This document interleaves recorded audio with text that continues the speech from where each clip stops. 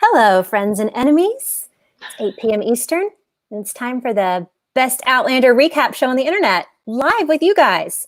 It's the only one endorsed by Meryl and Matt. They've never watched. But my name is Beth. I am the host of Hangoutlander, and we are collectively the Cool Table. I'm going to show you my friends in just a second. If you aren't aware, atthecooltable.com is the best place on the internet. And it's our new site. You might have seen us on That's Normal, and now we're here. And we're here still chatting about Outlander like it's worth talking about. I don't know what we're doing, guys, but we're doing it tonight. We're talking about Outlander. Girls, say hello. Hola. Look at that new face right down there. Say hi, Karen. Hi. Look who's back stateside.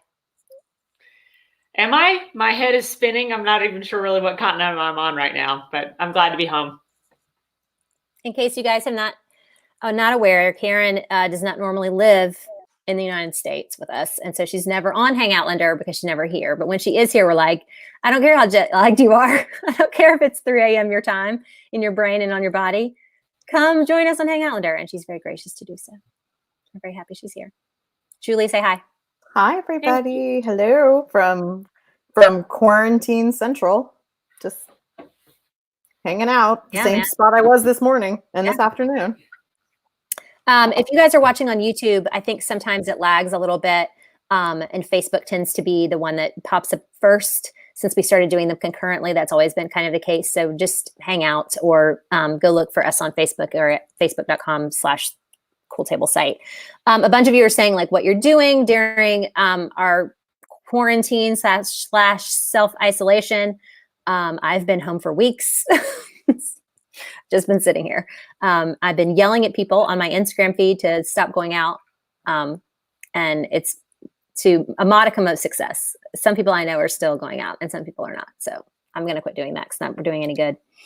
I hope you guys are safe. Everybody's doing okay. Yes. Good. All right. Better than where I was. Yes, obviously. But yeah, it's a crazy time.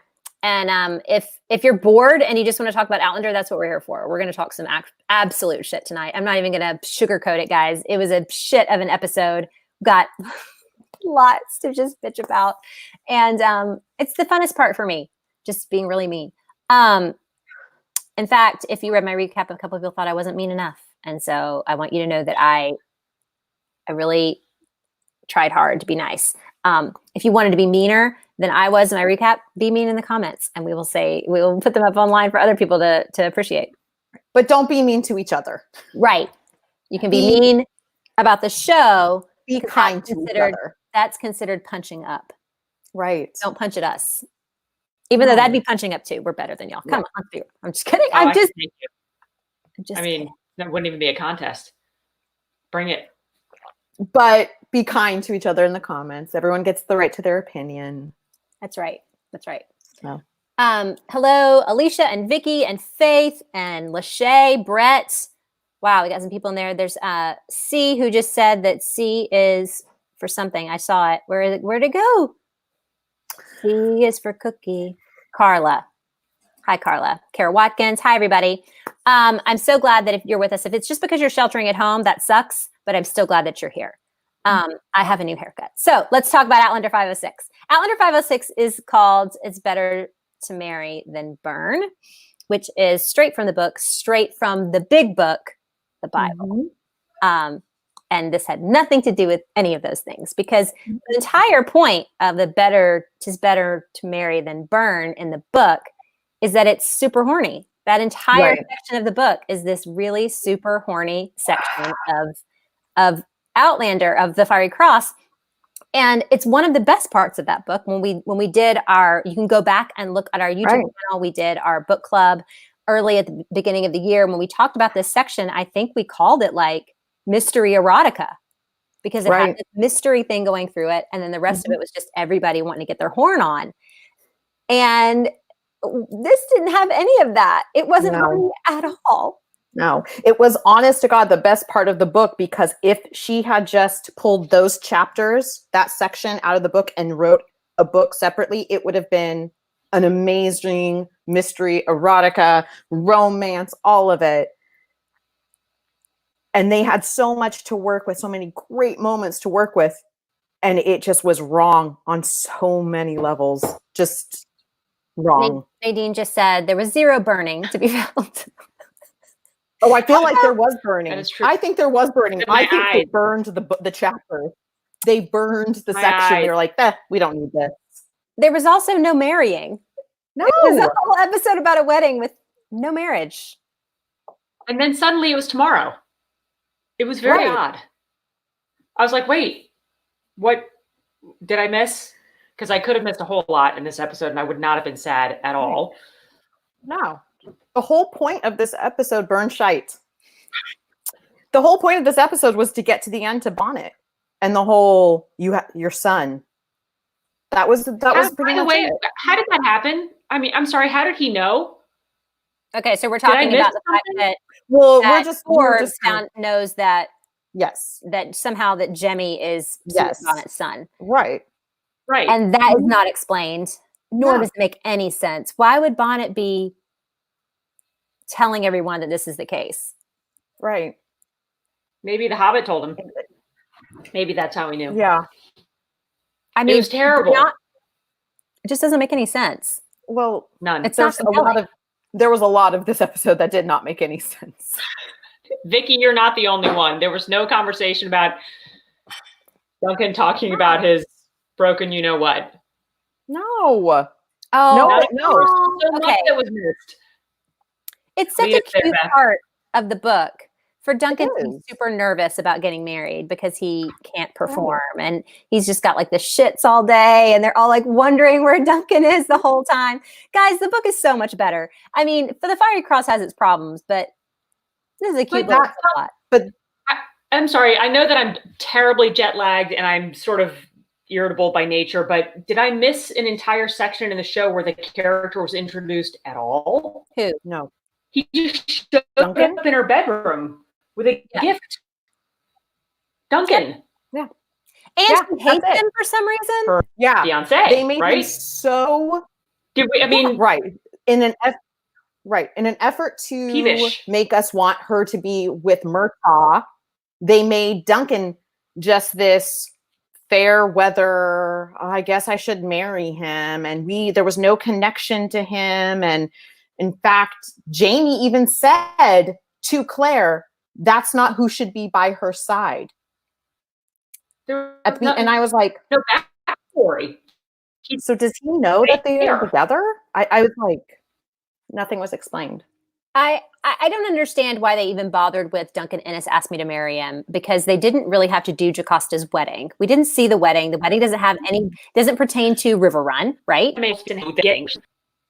Say it again? Yeah, it was very bizarre. Of all the scenes that cut out of the show, that the lead up to that was, of all the things for them to cut out, of all the characters sort of roll in and to just kind of plop into the show, that's a bizarre one. Right. It's like, take him out completely. Yeah, there didn't need to be a wedding. Right. It doesn't have anything to do with the deed that she's giving to Jenny, because Duncan, she even said, like, Duncan doesn't care about this. So she didn't need to get married for that to happen. He doesn't love him. Does it work? This could have just been like an event that Jocasta had at her plantation. Right. That they all had to kind of be at some point. There just was no point. And for her to be ugly to him just didn't make any sense either. None of it. Exactly. Right. And then what it did for me, it just took away this whole thing of, I'm feeling guilty about my daughter. And I want to say, I think Maria Doyle Kennedy did a great, she's a good actress. Good job. Yeah. But what I get upset about is the fact that there's so much we're dealing with. We're dealing with her guilt. And that was a beautiful scene where she was like, I feel guilty over, and now I'm in perpetual darkness and I can only see. Karen just ran away. Karen just went away. I can only see my daughter. I would have loved to have dealt with that a little bit more rather than, I guess I should marry this guy, because there's no point. She had no point to marry that man. Yeah. None. Hi, Karen. You're back. But it just, then when he leaves, there's this, Ulysses comes in and he looks at her funny, and he gives Duncan a look. It makes it look like Jocasta's in love with Ulysses. Right. They have a relationship. Yeah. Well, I mean, Yes, I know. In the book, we had this whole thing that we were glad that they didn't do, where she is sleeping with Ulysses. So we're glad that they didn't do that. But then why have this tense scene where it looks like they have something going on? He's like, I just want you to be happy. And you're like, why do you give a shit, Ulysses? Like, it's he's not allowed to give a shit. That's the whole point of that era. Yeah, exactly. I loved 99.9% of every other storyline you've ever written, but that was one that just didn't do it for me in the book. That's ridiculous. There was also a point with Ulysses that really bothered me. That was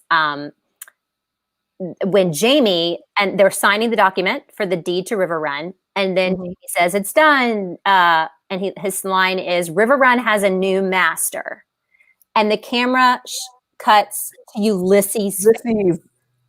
And I was like, who directed this? Like, I do know who directed it. It's literally a woman of color. Her name is Mira Mann, and one of the only women of color I know that's ever directed the show. But I couldn't believe that that's what they cut to. I couldn't believe that in the editing room they were like, as soon as Jamie says master, please show us the enslaved person's face. There could have been better words too. Owner, something. Well, the fact of the matter is, going back, and that whole scene, it was just like, it's got a new like master, and it wasn't. I don't know. Everything felt off. Sam felt off, and I'm sorry if you are watching this and we appreciate Sam, we appreciate Katrina. But everything felt off. The actors felt off in the scene, especially our two main characters felt off in this whole entire episode. I wouldn't go that far. For me, they didn't. I didn't think that they felt off to me in this episode. I know a lot of people think that they did. I think that they had some bad writing that they had to overcome, but I don't think that they were any different than they have been the rest of the season. And I didn't think that they did badly with what they had. I just think that the episode was really poorly written. And I think that what they chose to take out from this section of the book was the least compelling parts of it. Because there's a whole really cool thread going through the whole section, that whole horny part, right? Like, I know that sounds dumb, but every single person at the wedding is super horned up or drunk or both. I mean, didn't we miss the toe scene? The foot scene? That's like the only thing anybody gives a shit about in that whole wedding. Is that scene, and it wasn't there.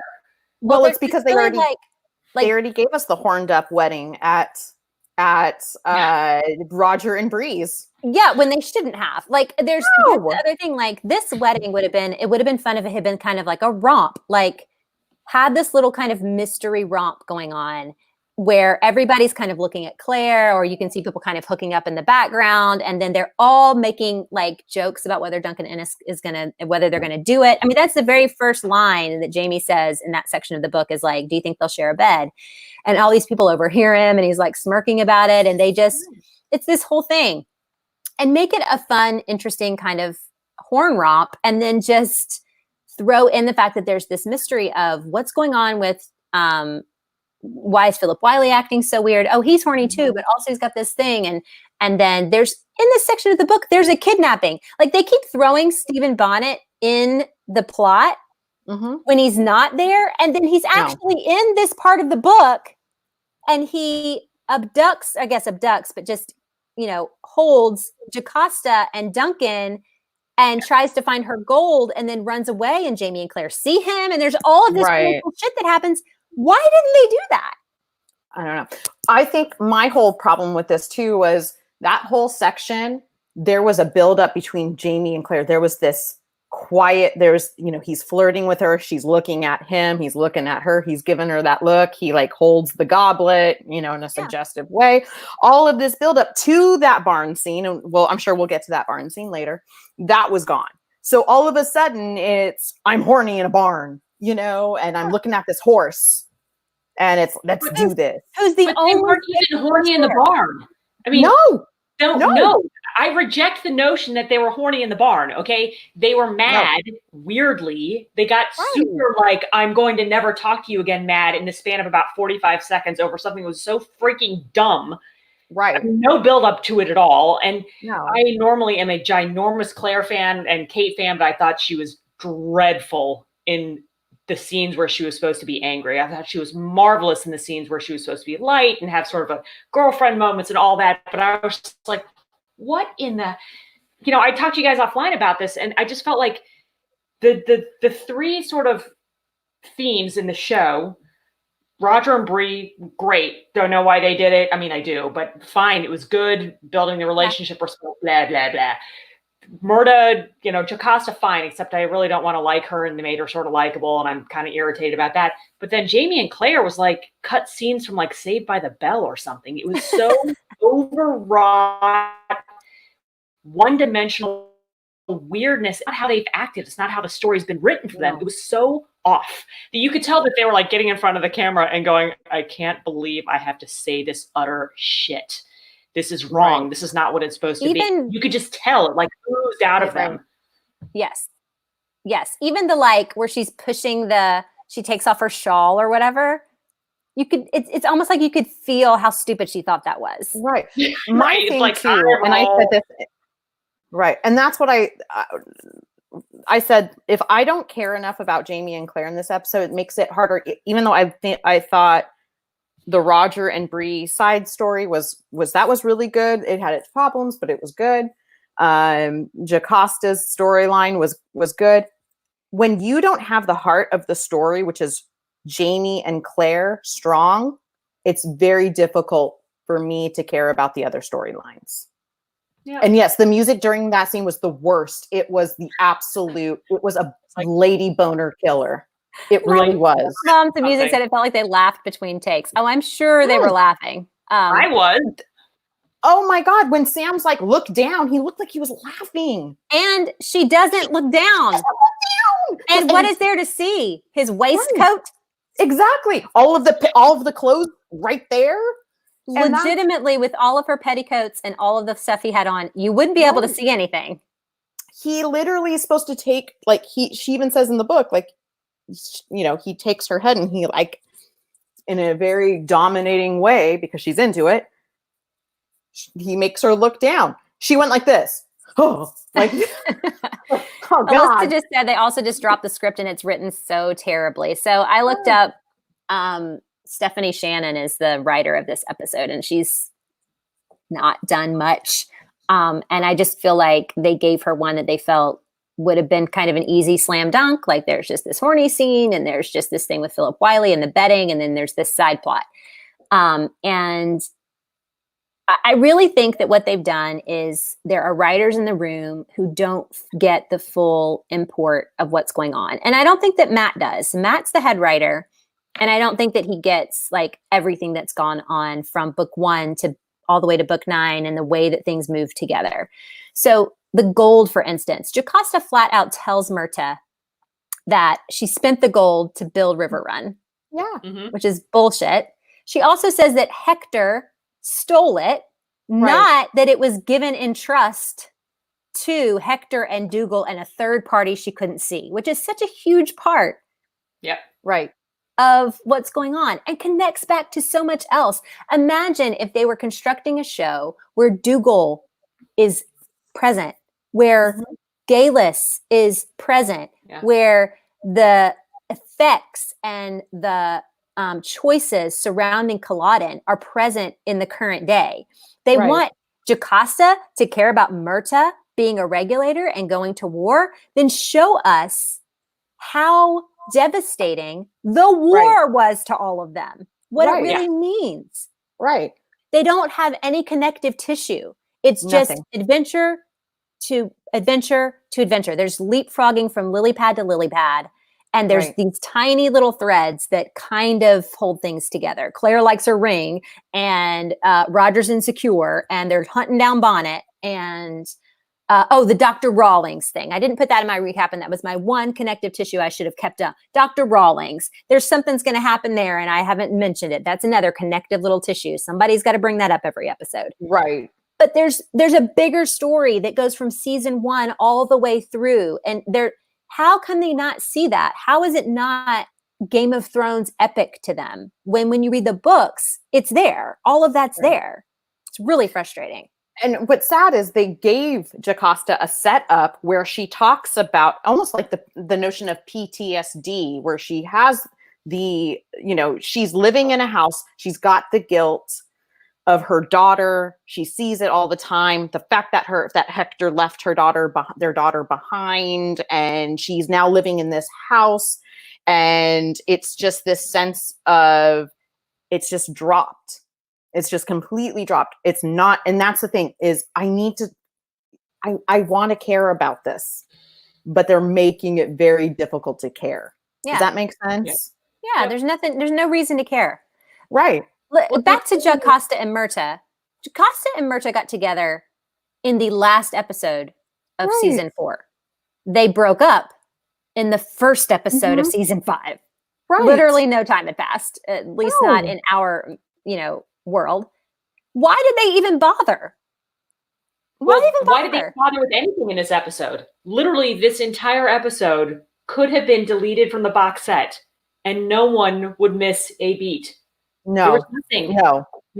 Nothing. I mean, this is also the second episode that ended on Stephen Bonnet's face. Yeah. Is he the fucking star of this show? The reason we care about the tension? Apparently. This is the second episode of this season that has faded to black on him. That's not why I watch the show. I don't care. I don't care about his feelers in him, though he's doing it well. But Stephen Bonnet is not why I tune into the show. I don't care. No. Very bizarre. This whole episode could have been taken out, done. We don't need it. Right.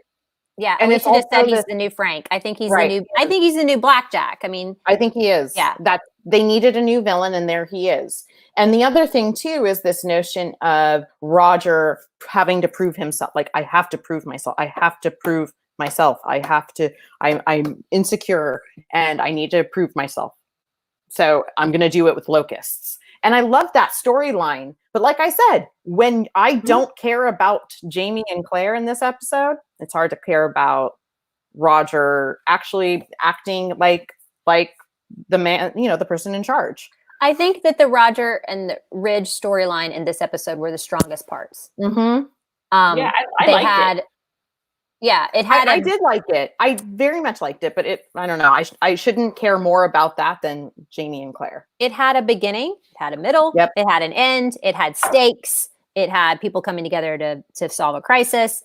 But it doesn't serve the bigger purpose of the show, and that's okay, because in this episode, the bigger purpose of the show should have been what Jamie and Claire were finding out at the wedding. That should have been the bigger issue. There's so many players that come into all of those people that are at River Run, and it's just super unfortunate that they really aren't learning anything new. The only thing new that they learned is that Bonnet hangs out in Wilmington, which is something they knew anyway. They're fully aware of that. And why is Lord John at this wedding? Doesn't he live in Massachusetts or Virginia or something? Virginia. Outside Charlottesville, I believe. He's not right there. He's not Who knows? No. He goes to all the weddings. That's why. He gets to go to all the weddings. Well, I mean, he's the fifth wheel, right? I mean, he's the ultimate hangback date. I mean, right. Of course he would be there. I just don't, there was no reason for him to be there at all, other than Jamie saying the one line, which is, Lord John just told me whatever he told him, which didn't even matter. He could have sent him a letter again. He didn't need to be there. It's a waste of David Barry. Don't waste David Barry. Give him his own show by now. He should have been off doing his own show for Lord John. Yeah. That's what he should have been doing. Shelley put it right. Fergus and Marsali outacted everybody without saying a single effing word. And that should be Jamie and Claire. The looks they gave, the fact that Caesar Domboy just was giving this look when the whole locust scene was happening. Yeah, he was great. But it was amazing. He barely spoke, and it's perfect. I really expected him to say something at that point. I feel like he's actually Jamie's surrogate, and they're giving all of that to Roger, and that's not really the dynamic that would be there. But I also know that, unfortunately, had they given them lines, they wouldn't have been good ones. You know what I mean? Like the reason Jamie and Claire looked like buffoons at points in this episode was because they had to say such buffoonish dialogue. Right. Yeah. Alicia Butler said the best part of Roger and Bree's kiss was For Sally Sally. in the background. It's a true story. Totally agree. Yeah. Everybody wants more of them because they very much inhabit their characters very well. Yeah. Mm-hmm. And so they're very watchable. And Right. I mean, I don't think that Sophie Skelton as Brianna is unwatchable in this season. I think she's been really good. So there's that. I thought she was good in this episode. Her line, "Keep on shoveling your shit," was the best line of the episode. Yep. Hands down. Because the rest of them were so obnoxious. For shit. Yeah. Yeah. Also, I thought it was interesting they said that they were a 10-day ride away from the Ridge. Yet in the show, it feels like they leave at breakfast and get back to the Ridge at lunchtime every freaking time they go back and forth between Newburgh and the Ridge. And I think in the books, it was almost a 3-week journey. Yeah, it's something like, it's something long like 3 weeks. Way, y'all. It is not, Cape Fear is not close to the mountains. No.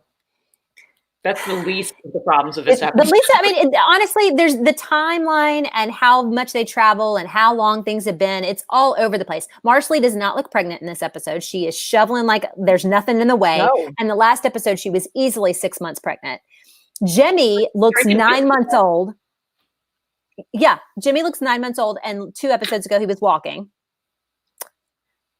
So, I mean, there's no timeline that makes any sense with any of this. And it seems like everybody lives right next door to each other. And they just walk over within 5 minutes and, hey, thanks for saving my land. So Moms Muses, who I think is new, or I haven't seen you in the chat before, so hi, said that the Locust story was well done, but she's annoyed because 1, it's Bree's idea and she hasn't used MIT brains in the show. Yes. And 2, the writers wouldn't have to redeem Roger if they hadn't dragged him. 100%. Mm-hmm. They are having to give Roger this bolster of his pride, which has taken 6 episodes to get to. Mm-hmm. He's talked about it in every episode. Every single episode, something has happened, and Roger has been sad. And this is the one where he does something great, and it's completely impossible. It's impossible that Lindsay and Jordy Chisholm have come from their farms and walked all the way to the Ridge to tell Roger good job. They didn't do that shit. They're not going to walk that far just to say good job to that motherfucker. They ain't going to say nothing. No, nothing. No. So I think Bree isn't helpful. I mean, she decides that they're going to use fans, but you don't see her making it or doing anything. And it's frustrating. Yes. More super and handy smart Bree, please. Yes. Yeah. So I like the fact, too, that everybody around them is covering up their noses. Smoke is going, but obviously they can't. I just like the fact that there's Roger and Bree, and there's no smoke anywhere near them. And they're standing literally between 2 burning piles. Whatever. They were not touched. It was like... like a bubble. It's like the burning... not the burning bush. The fire with Shadrach, Meshach, and Abednego. Mm-hmm. They get in there... And they're just protected. The Son of God's in there with them, and they don't burn up. Yeah, that's what that's like. Karen's like, what are you talking about? It's Bible story, Karen. Shadrach, Meshach, and Abednego in Babylon. Nebuchadnezzar tries to kill them by putting them into the fiery furnace, and they don't die. And the men that push them into the fire, they burn up. That's how hot the fire is. But then the Son of God's in there with them. It's amazing. Reason such a 8,042,632 that I am going to hell. I have no idea what you're talking about. Hell does not exist, so don't worry about it. There you go. Oh wait, yes, it did. It was this episode. It was episode 6 of season 5 of Outlander. Yeah. I'm pretty sure there's some season 4 episodes that I would consider fiery torment way before I would consider this one. I mean, in terms of like just episodes by themselves without any kind of source material knowledge, it was fine. But if I were watching this show by itself, I wouldn't keep watching. I wouldn't care. I wouldn't be like nervous for next week. No. Yeah. I'd have to really psych myself up to watch this show. And the reason that it seems so bad is because we know the source material has so much better stuff to Mhm. mine, and they're not doing it. Well, like I said, the saddest thing was for me when I read this book, and it took me forever to get through the first a few years, let's just say. And so when I finally started to read it, it was, here we go. And this whole section was supposed to be the section. It had so many amazing moments, and so many moments that we loved with Jamie and Claire. And my mom has signed off. I'm guessing it means her mom doesn't watch it anymore. Yeah. She said that's how she feels too. Right. Yeah. And there's so many moments that, this was supposed to be the one that we really just I wanted to care. I think that they've done a good job of making this season centered more around Jamie and Claire. Last season, that was really, really lacking. And it was really evident. And it was very obvious, and people were constantly complaining about it. And then people would complain about them complaining and saying, "Oh, you just want sex." Had nothing to do with sex. That season just it was not constructed around Jamie and Claire being in love with one another, which was unfortunate because it was the first time they really had a future. You know what I mean? Like, they came together in season 3 and they're back together at that point. In the season 4, they're supposed to be building their own future, and they weren't given that opportunity because it was all about, dead men and the bear man and all that kind of stuff. Oh, say hey to Outlander. He just walked right by. Like, he's not in the middle of. Now the dogs are talking. Y'all go right ahead. No. That. Okay, I will say a part that I did like. Not everything was shit, just like the shit they're shoveling on the show. I did like to, I want to correct myself. I did like the Roger and Bree stuff. I'm just kind of done with Roger proving himself. I actually liked the guy who played Philip Wiley. I was like, I thought I liked him. Yeah. He was funny. He was exactly what I pictured. Yeah. I also kept on thinking of the character from Shrek, the little, what's his name? Lord Farquaad or something like that. He just looked like that and sounded like that. And it was, he reminded me of that guy was at part of Fleabag. In the first season of Fleabag, when she was the guy, I was like, oh my God, that's the guy from the bus in Fleabag. And it might actually be the same actor. I'm not sure, but that's exactly, I went straight to that when I saw him. Yeah. Right. And I did. I know, Lachey, you thought he was supposed to be funny, but it was creepy. It was creepy but funny. Creepy but funny. But I thought of all of it, they definitely hit the mark on that character. That's actually, I wonder about that. Is he going to be able to flip to that? It actually is. That'll be interesting if we see him again. Right. I think we'll see him again. I think that they're not going to, hopefully they're planting some seeds that are going to come to fruition in some way. Andrea just said, no makeup Wiley can get it. Yeah, I looked him up on IMDb too. He's not unattractive. Unfortunately, his white powder did his teeth no favors, but he doesn't look bad in real life. And you know what? I would just like to say right now, I would be totally in fashion because there's my little beauty mark right there. Oh, gorgeous. I would be always in fashion, Julie. It doesn't matter what century it is. That's not. That's something like my dermatologist we got to look at that. Yeah. I didn't take it off in her beautiful surgery. You could probably do it there. Yeah, totally. There we go. She'll just cauterize that right off. She'll just cauterize it. Give me some. Just cut it off and have what's her face handing the scalpel to her. I think that Wiley was well cast. I think he was well designed. I think that his, the way he looked was. I think that he did a good job. I don't think he was even poorly written, but there are things about Wiley that are better than what they chose to do. Yes. And so the fact that Jamie does win the horse from him and then Wiley goes and lets the horse out overnight. He's just well, if I can't have it, you can't have him either. And there's more going on than what they showed. And I just think that he had, didn't have the best stuff to play with. What do we think about Claire being the one to come up with the whiskey plot instead of Jamie? I thought it was weird. Yeah. I mean, she didn't even talk to him about it. She just went and followed him, Wiley somewhere, and it was just weird. It didn't work for me. Alicia just said hated it. Heidi said no. No. You know what? My whole thing too, since we're talking about they're giving things to Roger and everything, and they gave this to Claire. Mm-hmm. Which, okay. But for me, when when Jamie, when they were playing and Jamie puts down the money, it feels like Wiley got the best of Jamie because Jamie looked so like, oh, this isn't enough. Like it. Jamie didn't get to keep his cool. Jamie looked stupid. Yeah, he looked stupid. Like Jamie's like, all right, what do you want to play with? Let's go. Mm-hmm. Let's do this. There was no chill. Jamie had no chill in that scene, and he should have. Yeah, the whole episode he didn't. No. I mean, he walks into the barn allegedly drunk, terribly acted drunk, and then as soon, literally like 3 minutes after he, throws his wife up against the wall, he's completely sober, and it was very bizarre.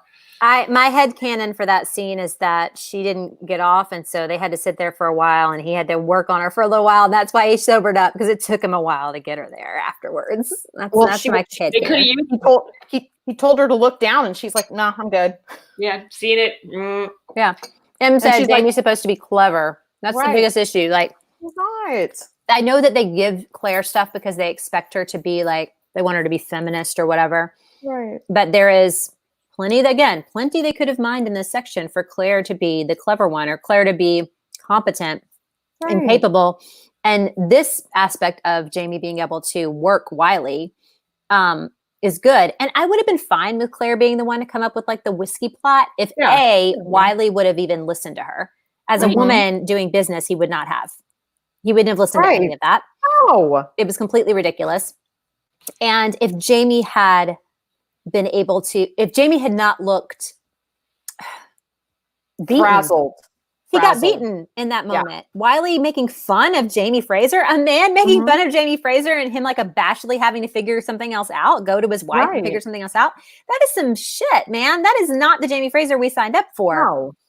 Not the king of men. Again, when I look at it and think about it, I think Shannon, whatever her name is, Stephanie Shannon, has, why do people have two first names?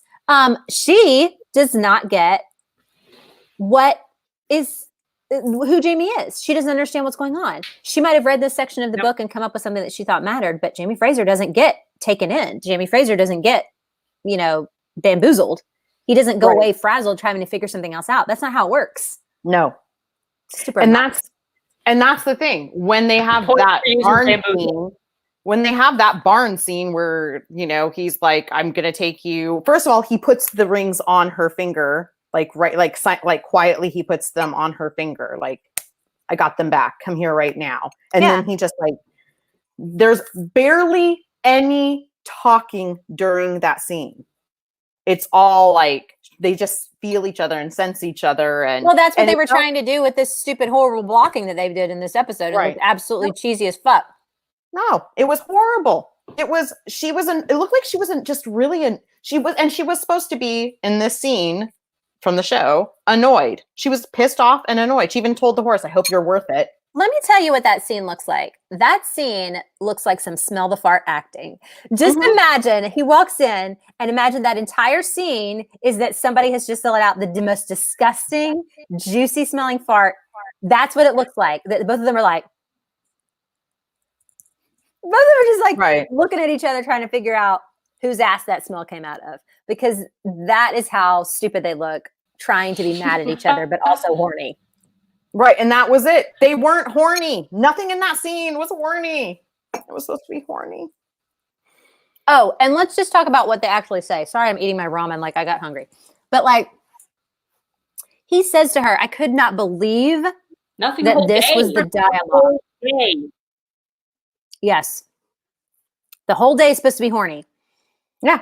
I can absolutely not believe that what he says to her is, you're a rare woman. Yep. But you're still a woman. Yeah. What? Jamie would never, he would have said, you're a rare woman, and he would have left it at that. He would have left it at that. I was shocked. I couldn't believe it. I was shocked. It ruined that when he said it. I literally went, I would have, I would have, after he said that line, I would have preferred her just stomping off and them not having sex. I would have preferred them to take out the barn scene, to take out the sex. It would have pissed me off, but I'm like, nope, you just ruined it. You ruined it. You ruined it. Thanks a lot. It ruins Jamie. For him to say something so blatantly misogynist, but you're still just a woman. Yeah. Why are we rooting for this? Directing, like, it could have been the coy, I know I'm needling you, Jamie, because he doesn't believe that way about Claire. So I don't know that the dialogue was terrible. I think the direction was terrible. The dialogue was simple. There wasn't a whole lot in that scene. You know, it was a pretty one-dimensional scene, but it was the delivery that was bad, because you're right. That is not anything that Jamie would have said to her. He wasn't mad at her anymore. He was in there because he wanted to let her know that he won. He did it. His plan worked. She needs to have faith in him. And the way he said that line, it was like he just was insulting her. Right. Yeah, so I think it was the direction. I'm not sure it was the dialogue. Okay, I'm down with that. Yeah, I can see Jimmy Fraser saying, "But you're still just a woman," in a needling way, and it making. But it wasn't needling, and that's the thing. It came out condescending. Right. That's what it. Yeah. Like if he's really horny, he's not going to say something to insult her. Right. No. Every boy wants to please his girl. That's life. That's the cycle of life. That's drama. It's the hero crossing the water. He is crossing the water coming into that barn to say, I won for you. He wouldn't insult her. No. He might joke. He might prod a little, but he's hitting on her. That's what that scene is about, is seduction. And that's what I mean about the delivery. The delivery was bad. It was bad direction. Yeah. And the fact of the matter is, I could have bought that line if the delivery was better. If they had been flirting and that whole had been building up from the beginning. Stop talking about Jocasta and Duncan shouldn't be there. It should be Murtaugh by her side. Okay, whatever. There was nothing showing me that they were looking at each other going, oh, you look good today. Hey, yeah. You know, later on, let's do this. Let me hold my wine glass in a certain way. This is the thing too. That wasn't the build-up, but also because one of the things that they also haven't done in this season or this show at all since like the first season is make it about like the actual time and place where they are.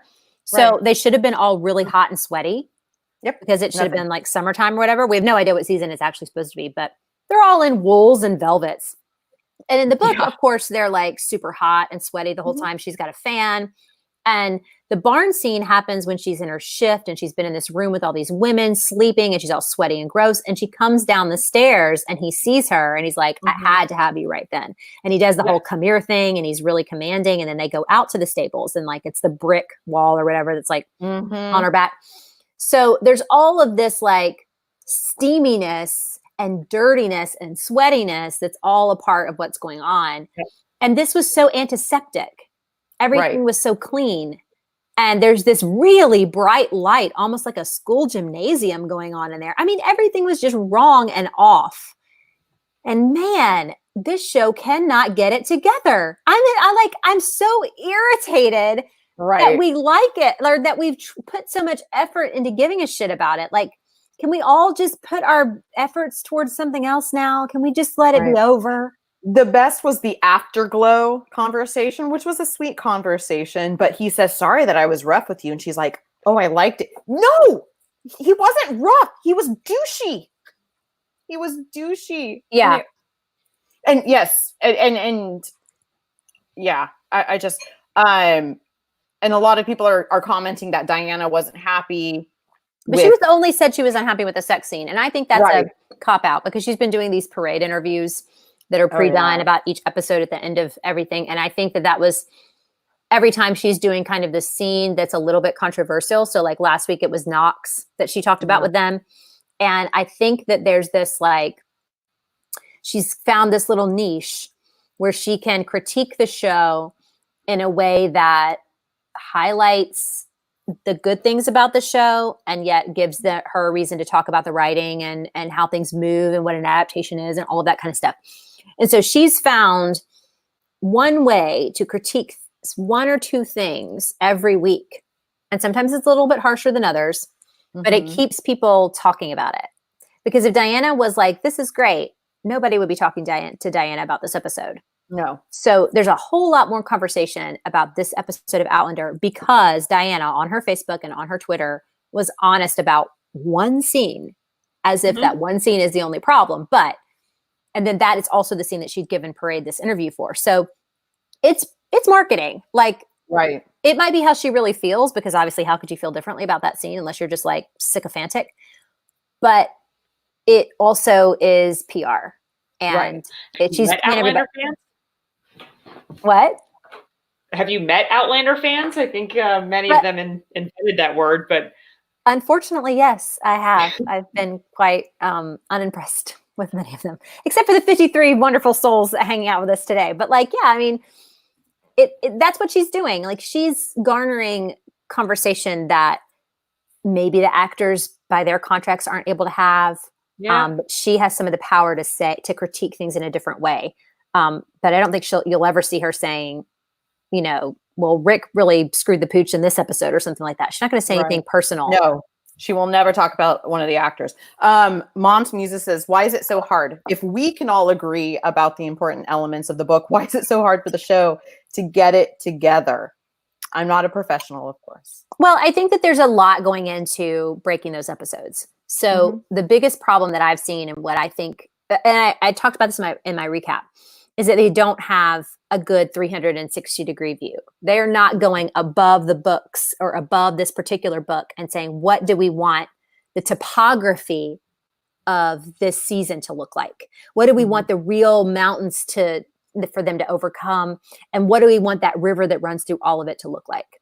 So when they're not looking at the topography of the Fiery Cross in relation to Outlander, in relation to to Dragonfly and Amber, in relation to what's coming in A Breath of Snow and Ashes, when they're not looking at the above all topography, they're not considering ways in which they could switch it up.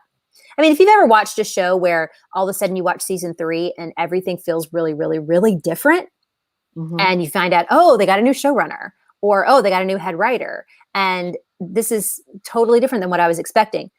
It doesn't normally happen that a show gets more compelling, right? I mean, even with a great show like Game of Thrones, it got kind of less compelling as it went along. And occasionally it had moments. No, wrong. No, I reject that notion, except for the last 3 episodes, which were among the worst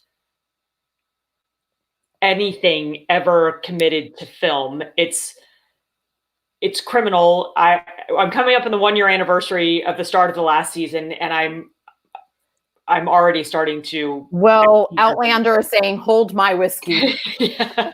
I'm not saying that the show got less watchable, but they lost the through line, right? Before the last couple of seasons, here is that we're not looking at the overall.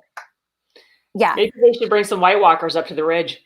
Well, again, that's exactly the point, because Outlander does have its own White Walker, right? I mean, if you were to say, what is the White Walker of Outlander? What do you think that is? Well, right now it's Bonnet. But what should it be in the overall look at the 360 degree of the whole series up to the end of Fiery Cross? Because that's all I've read. What do you think it is? I don't do well on tests, Beth. Don't. I know. I'm like, I thought it was. They're treating it like it's Bonnet. Is it time? No. The upcoming war. It's war. Culloden. It's Culloden. Jana got it. Jana got it. Did get it. Yay, Jana. Wait, Brett said yes, Karen. What were you saying yes to? I don't know. Sorry. Yeah. But if you look at the full picture of what pulls Jamie and Claire apart, why is Bree, not raised with her dad? Why does Claire end up going back? What kills Myrta? Why do they, why can't Jamie? What? Matt Roberts is the White Walker. Sheila is the White Walker. That's very nice. All right, so you're right. So it's Culloden. It's Culloden. It is. It's the fulcrum on the way everything moves. They wouldn't Right. even be in the New World if it weren't for Culloden. They have to be there Right. because Jamie can no longer live in Scotland, right? Right. And Claire wouldn't have come back, or she wouldn't have stayed gone. You know, all of it, Well, that's everything. why he kills a man in the previous episode because of the effects, the Apparently aftermath of Culloden. Apparently not. Apparently not what? It's gone. Just for fun? Apparently he didn't. Yeah. No one at the biggest society event of the year is talking about Lieutenant Knox, who is probably the senior officer in the colony. Right. Nobody's talking about how tragic is that. Governor Tryon doesn't talk about it. It's just gone. Nobody. Doesn't matter. Yeah. They forget about it. Well, except for the fact that they bring back, oh, remember that thing about we were going to stop looking for the regulators? Forget that. Yeah. This is all very, very backwards and strange. But the fact that they haven't taken this bigger view of everything and been able to figure out how to weave in the idea that Scotland has to come to the New World, and how Culloden will become part of the Revolutionary War, and how Jamie has to make sacrifices to do this, this, and this, and why Claire is there for this. They are not taking a full picture of what all these characters mean to one another. No. Why they are where they are. I mean, the fact that Jocasta has that fucking gold is about Culloden. Right. And they just dismiss it completely. Hector just stole it. He just found some gold and then they went to the New World. It's some bullshit. And they just her own daughter died over. I mean, essentially died over that. All of them did. Right. Right. And so and Morgan just said the ridge is an extension. The ridge is an extension of Ardsmere, which is again symptomatic of Culloden. Like all of it circles around the fact that they lost their way of life. They were exiled, and that exile creates the regulators. It creates Jamie trying to make a home on the ridge. It creates the reason why Claire had to leave and come back, and all of that. And even Roger has more invested in the idea of Culloden than he does in other stuff going on. So it's just all what Jana just said. It all roads lead to Culloden. When you think about the defining moment of all of their lives, at least Jamie and Claire's life and the people that are tangential to them, that's it. And so the fact that they haven't figured out a way to bring that into every season in a meaningful way is just proof that they are poor showrunners and bad writers, and that they're bringing in all these day writers, just like these just guild writers or whatever, to here's an episode and here's the couple of chapters that fit with that, and that person has no concept of who these characters are or what's really going on. It's just incredibly unfortunate. Alicia Butler just said the reason they are concerned with the revolution is because they want to repeat Culloden. It's why Jamie keeps saying, you said we're on the winning side this time. But it's the fact is, have they even mentioned Culloden, even the name Culloden at all? Well, Jocasta did in this episode, but that's it. In this episode, but Jamie, no. Yeah.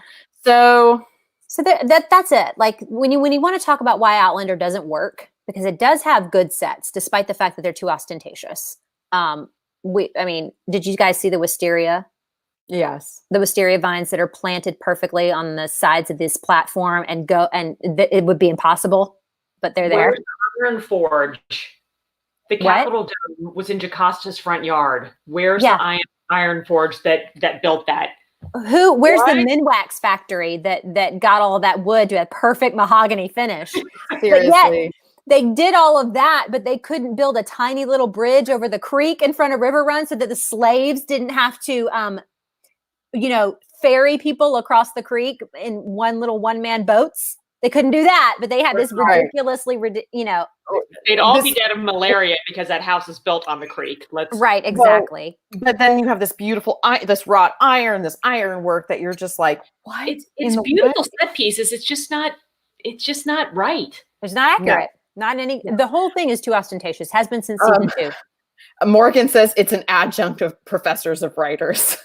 It's not even. Yes. Adjunct professors. A bunch of adjunct professors. That's it. Hey. That's it. Hey. Don't be haters. These people might have won some fanfic award. Okay. Don't be a hater on adjunct professors. I don't know. They're not. No. Hey, they're great. I'm just saying it's not their profession yet. Right. Right? They're almost there. They'd like it. An We don't adjunct have to take professor, tenure either. they're still waiting. They're waiting Right. to start their profession. And that's the way these writers are. And if you look, Right. oh my God, just please go to my Twitter if you don't follow at Hangoutlander already, because I did a screenshot of Matt Roberts' credits and there's none of them other than Outlander, except for like something called Caprica, which nobody in their right mind ever watched. And like, he has no credits, like none. Like, and he's the head writer. It's unbelievable. But anyway, Kara, we're not hating on adjunct professors. Please, we're not hating on adjunct professors. no, it's just they don't. That it was just a cute metaphor, but like Right. legitimately, I think that the writers' room is full of people who are not professional writers yet. They're Right. just a lot of them came from they were assistants to the producers. They were story editors. They've been in the writers' room, but they haven't written full episodes themselves. And then they're just like, here, take this episode. They Right. aren't garnering a lot of like really professional, good writing, and they Right. couldn't keep people like Ann Kinney and Right. Ron. Yeah. You know, like, Ron. they couldn't Ron keep the has people that written wrote the good episodes. parts of season 1, and Yeah. so they don't have a good pool to choose from. Well, who wrote episodes 2 and 3 this year, and who directed them? Because those 2 episodes were everything the last 3 obviously have not been. They were not episodic. They were not plopping down. They breathe, right? There was space to tell stories and to develop the ancillary characters. Well, you know, the pace was better. So I'd be interested to know who did those 2 episodes, and then I know for sure that Tony Graffia and Luke Shellhouse wrote the second episode, Between Two Right. Fires, which I only thought was okay. Because I loved it. I hated the way it started. I hated the Myrta with the boil, the tar and feathering, and there was just a lot of it that I didn't like. Mhm. And then I think episode 3 is written by Luke Shellhouse too, by himself, not with Tonya. What was it? The last 2 that have been terrible, or is it the last 3 that have been terrible? I think episode 3 and 4 were good. That was No, the Beardsley and the Browns. So The Beardsley- fourth one was really Okay. good. Yeah. Amy Rose, you are correct. That is what I meant. Right. Yeah. Episode 3 was Luke Shellhouse, and I don't remember who wrote 4. Listen, if Ron came back and started writing for the show, Culloden would be in every single episode. I think rightly. Like I think that they're missing the connection to Scotland that makes this important. Right. The fiery cross and Jamie being in the kilt and all of that, tried it. It's like one of those things like you tried it. You know, you want to throw that meme in there. Like you tried it and it didn't work. Like I still didn't feel the import. I didn't understand that everybody that's there with him is also in the same boat. Even the last week when they talked about the muster roll, and he's you think to yourself, that muster roll is going to be full of people whose names match the Ardsmuir list that Jamie that Knox has, and even that was lost. The idea that the men on the ridge are Ardsmuir guys, or new Ardsmuir people, all of that's lost. So there's just a lot going on. We're almost at an hour, and so I feel like we would be remiss if we didn't stop our episode conversation and just discuss a little bit of fandom fun. If you guys want to talk fandom fun. I want to talk fandom fun.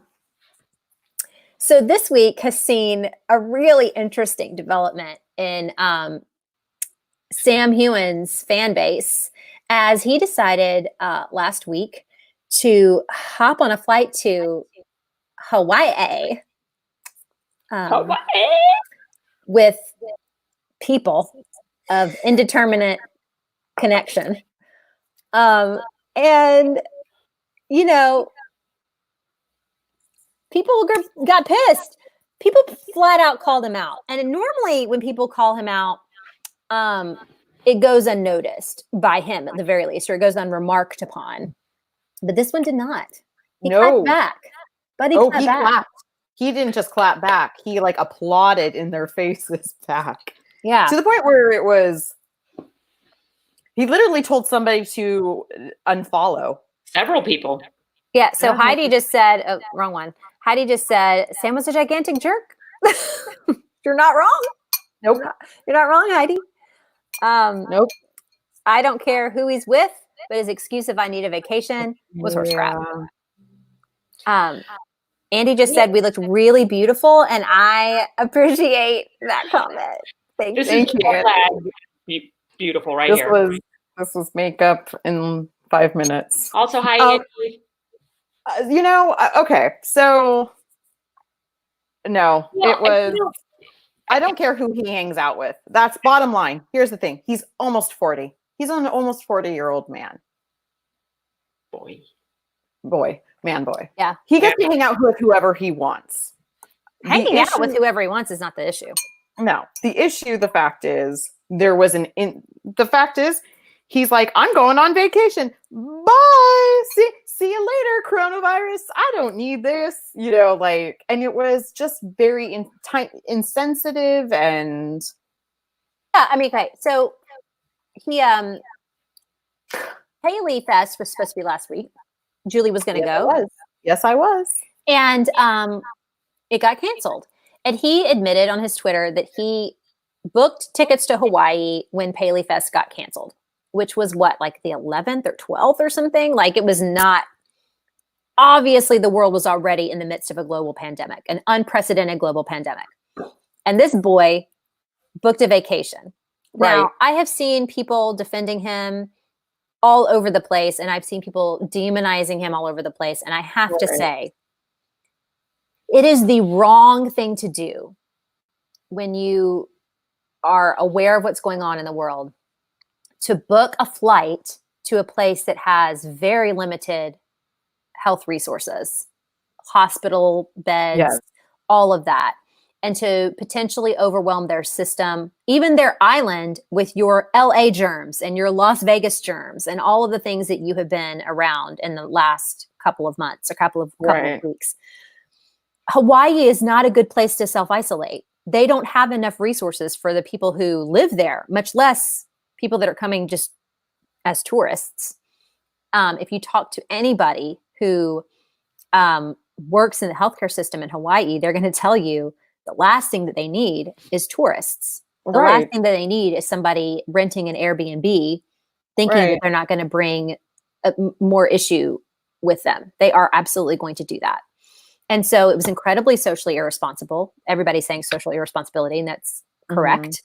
Heidi just said he was in Washington, Oregon, Mexico, Las Vegas, LA.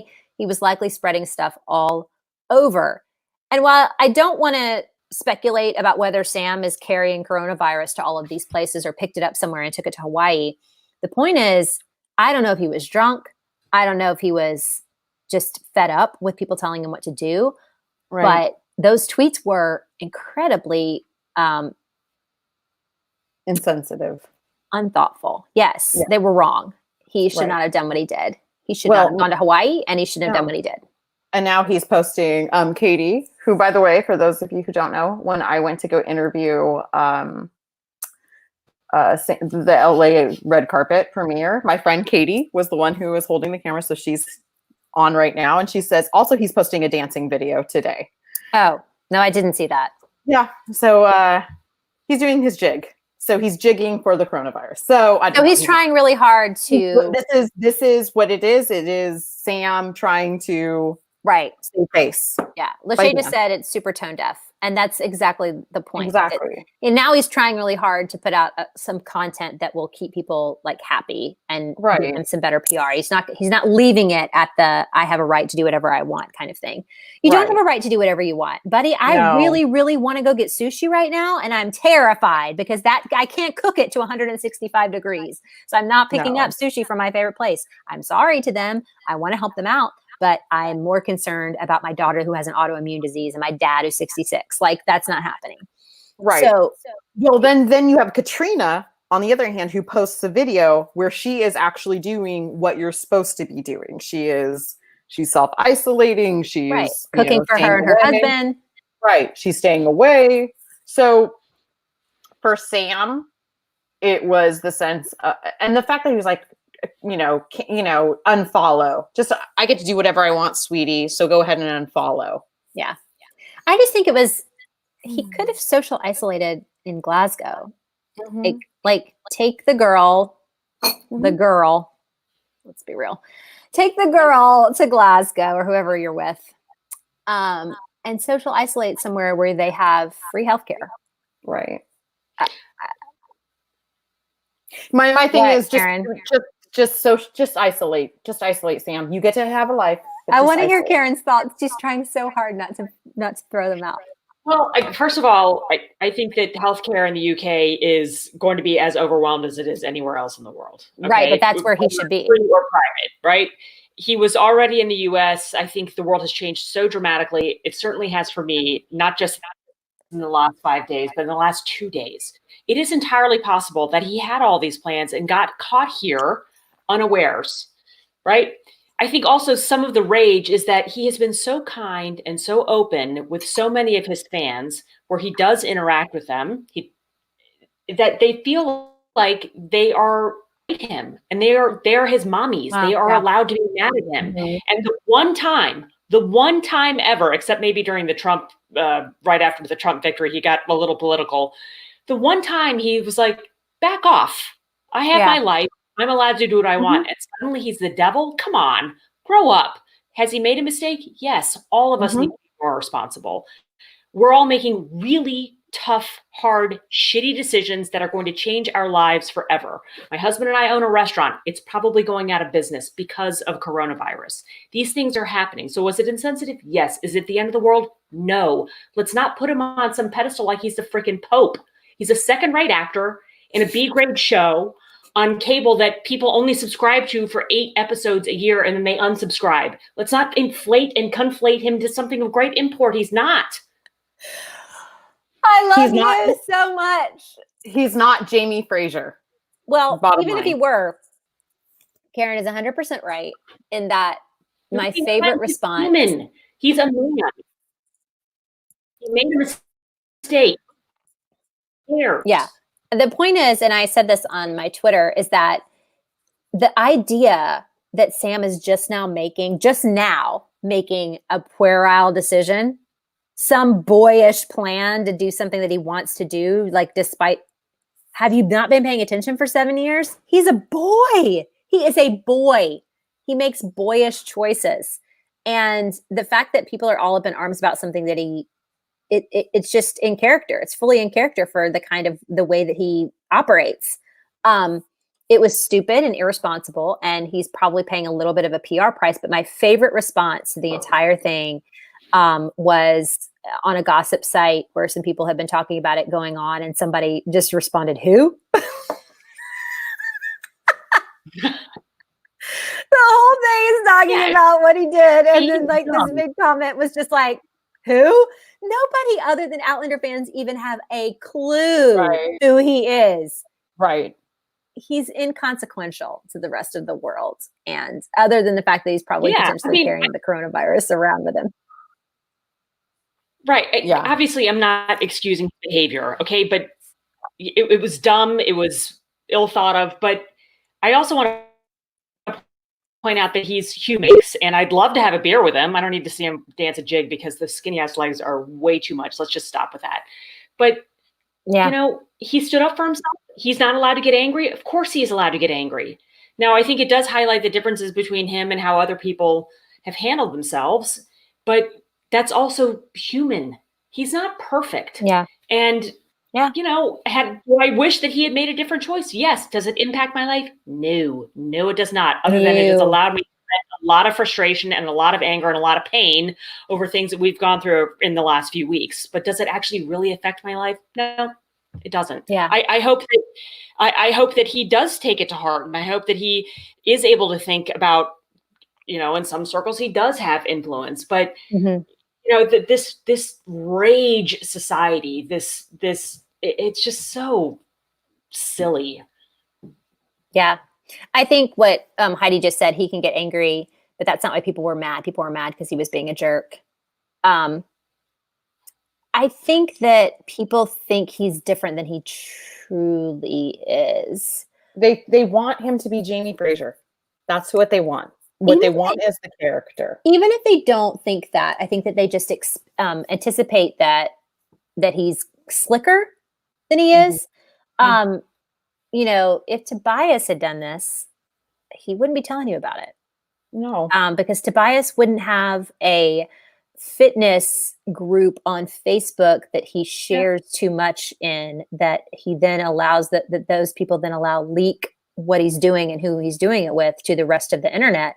That's the thing. Tobias wouldn't bother with that. Tobias wouldn't be marketing a whiskey that's probably not great with the term Sassenach on it, just to get this small group of housewives to buy whiskey that they're never going to drink because they don't like it. Like, I mean, some of you probably do, but like, let's be honest, most of you don't drink whiskey. So like, Tobias isn't doing stuff like that. So if wherever, I don't know where Tobias is social quarantining. Does anybody else know? No, of course you don't, because he's not also doing all of this other stuff. And so because Sam has given you more access to who you think he is, right, and more access to his life, you are then more capable of being outraged when it doesn't fit your pattern of what he wants him to be. And personally, I don't care what Sam does because he's been disappointing me since 2013. So I don't like it. Right. I don't care. I'm not like invested in whether or not he's going to do the right thing. I've said that before. Like, I don't expect him to. So, Mom to Muses just said, never meet your heroes. And that is a very, very true thing. Sam's one of them. So I think he's human. He was irritated. He tweeted some things he shouldn't have and then deleted them. And then I think that the wider world, if you're a part of Fandom and it's really bothering you, I can say this as a Fandom person who's taken things personally in the past, not about Outlander, but other things. If it's really bothering you and you're really angry about it, I'm going to give you like a dumb PSA for a minute. If it's making your cheeks red and it's making your heart hurt and it's making your chest tight, seriously find something else to do. Anything else. Find another fandom or crochet or, talk to your Fandom friends about anything else. But it cannot consume you to the point where you have real emotions about it. If you're having real emotions about Outlander or about the actors in Outlander, I'm just begging you to find another outlet, because it's just unhealthy, and it's never. Freud would say something. There's something, if you're having this much of an emotional reaction to something that you do not know this person personally or anything like that, there's something inside of you. There's something missing. There's something that's happened to you. No, I don't think so. I don't think anything's wrong with you. I don't think anything's happened to you. I'm not, because I've been there. I've been there within a fandom where something it was just too much for me. I was really super invested. I really did not want Robert Pattinson and Kristen Stewart to break up. It meant something to me. And I don't know how that happened. Okay. Because I don't think I should have cared, but I cared. It really bothered me when I found out John Krasinski had at one point and was still dating Rashida Jones in real life. Like, this was 2007 and things were bothering me about it. I did not like it. It affected me personally because I didn't like that thing in my fandom. Guys, this is not, it's very normal. It is something that does happen to normal, well-adjusted people with real things going on in their lives. I don't think you have to be broken or stupid or wrong or, I don't think you have to be lonely or living with your parents or any of the other things that people on the internet might say about you for you to be invested in something that's happening in a fandom. But I can tell you that it doesn't take much to pull yourself out of it. Stop following people on Twitter or mute them for a while. Find something else to do. Talk to your Fandom friends about something else. Find something else that interests you. Don't allow yourself to go down the rabbit holes that really, really bother you, because it is not healthy. It is dangerous, and it's just not necessary in this. We're in such a fraught time. It is not the time to be upset about something like this. We all have so much going on, and Kara just asked, is Sam in Hawaii now, or did he go home? I don't know. But I would say that if you are thinking about whether or not Sam is in Scotland, whether or not he went home, or if he's still in Hawaii with the Playboy model, ignoring that. If you're still really concerned about that, talk to us about something else. I'm going to watch Tiger King tonight with my husband. It's hilarious. Watch Tiger King and then get on Twitter and talk about Tiger King. Watch that new rugby or soccer show or whatever that's coming out, the English game, right? Watch something else. Talk about it on Twitter. See how many of your mutuals will watch Emma with you. A couple of some of our friends did that this weekend. Do something else and let this go by the wayside, because there've been a lot of people that are really upset and really up in arms about it. And I'm just telling you, like Brett just said, you need to readjust your perspective. It is fandom, and it's not the end of the world. And if it's making you feel things, you need to just go. You need to just let it be. So in that vein, we'll end. But I would say on our Twitter, at the cool_table or at Hangoutlander, go ahead and give each other recs of things to listen to and watch this week that aren't Outlander or Outlander related. So don't put Bloodshot on there because nobody's going to watch that shit. But Tiger King is great. Emma's Out for Rent. Those are just two things that you can watch all together. And let's all talk about something brand new. Follow us on the Cool Table. Read our stuff that's not about Outlander, because we'll have good recs on that too. But just do something new and don't let Outlander be the thing that pulls us all together, because I think we're all interested in other stuff too. So that's my spiel, guys. Outlander was shit this week. Let's hope next week is better. Let's hope next week is better. It could be. We'll see. They go to war next week. I think next week is the week that Jamie ends up in the red coat outfit. So fingers crossed, okay? Fingers crossed it's going to be good. Thanks, everybody who joined us. You guys are the best. Talk to us on Twitter. Give everybody some really good breaks. And we will see you not next week, because I don't think Outlander is airing next week. What'd you just say? Outlander killed my fandom heart? Oh, Down the Rabbit Hole was the worst thing in the whole world, Joni. Come on. It was terrible. No, but the search was even worse. I can stomach the search way more than I can stomach Down the Rabbit Hole. But anyway, we will see you not next week. I don't think Outlander is airing next Sunday. I think it's the following week. But if I'm wrong about that, I'm sorry. If I'm wrong, we'll have it. But See, this is another reason I'm going to hell. I didn't know that next week is Easter. I don't know that either. It's not. Isn't next week, we all watch either. Not next week. Next week is Palm Sunday, I think. But Easter is when we watch The Sound of Music, right? Palm Sunday is April the 5th. Easter is April the 12th. So I'm not sure what week Outlander is not airing, but there is a week in the next couple of weeks that it's not. So we'll see. Well, April the 12th is the final round of the Masters, or should have been if, we weren't living in the world we're living in. We'll see how it pans out, you guys. This might be the first Easter that I don't sing an amazing song at church on the stage. So in my whole life. So, I mean, what's happening? Okay. Anyway, next week or the week after, we will see you guys then. Thank you so much for joining us. Love you all.